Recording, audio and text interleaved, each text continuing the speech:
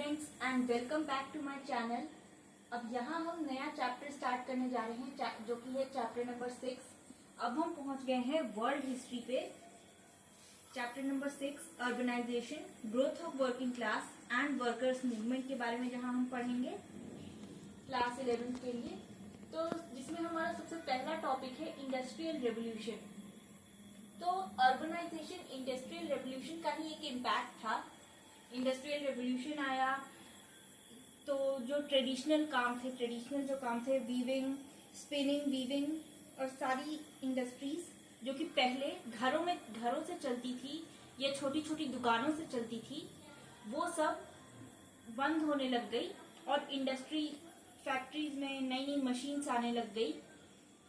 तो इस वजह से अर्बनाइजेशन बहुत ज्यादा हुआ, बिकॉज ऑब्वियसली वो विलेजेस में नहीं आती थी। लोग पहले अपने घरों से चला सकते थे, चाहे वो विलेज में हो या सिटीज में हो, बट अब विलेज में ये पॉसिबल नहीं था मशीन्स के थ्रू काम करना। तो अर्बनाइजेशन होने लगा, अर्बन पॉपुलेशन इंक्रीज होने लगी क्योंकि विलेज के लोग भी माइग्रेट करके आ जाते थे अर्बन एरियाज में और विलेज की पॉपुलेशन डिक्रीज होने लगी। ग्रोथ ऑफ सिटीज हुआ इसकी वजह से और वर्किंग क्लास का भी ग्रोथ हुआ।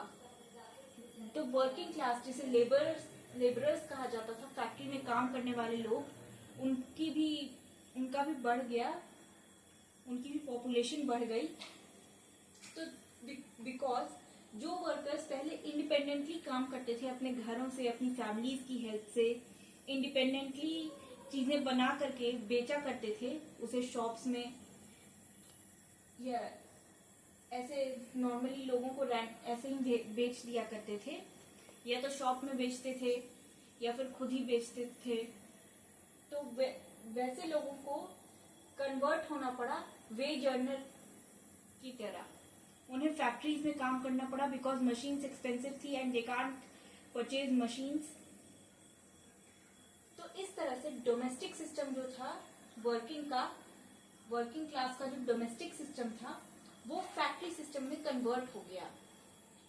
अब क्योंकि लेबरर्स बढ़ रहे थे, उनके साथ गलत भी हो रहा था कि उनका अच्छा खासा उनका बिजनेस जो था वो खत्म हो गया ये इंडस्ट्रियल रेवोल्यूशन की वजह से। इसकी वजह से ट्रेड यूनियंस भी फॉर्म हुए। 1752 तक इंग्लैंड में ट्रेड यूनियन स्टार्ट होने लगे थे।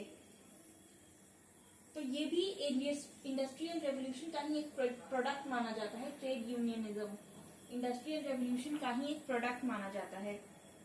कई सारे लोग थे जो कि वर्कर्स के राइट के लिए, वर्कर के मूवमेंट में सपोर्ट करते थे उन्हें, जैसे कि कई सारे writers, for example Robert Owen, Claude H, Saint Simon, Charles E M Fourier, ये सारे राइटर्स उसे सपोर्ट करते थे। कार्ल मार्क्स ने भी वर्किंग क्लास के लोग, वर्किंग पीपल जो थे, वो कार्ल मार्क्स की बुक कम्युनिस्ट मैनिफेस्टो से भी काफी ज्यादा इंस्पायर्ड हुए थे। सो आज की वीडियो में बस इतना ही। नेक्स्ट वीडियो में हम बात करेंगे सोशलिस्ट मूवमेंट्स के बारे में जो कि जर्मनी में हुए थे। So have a good day. Bye bye.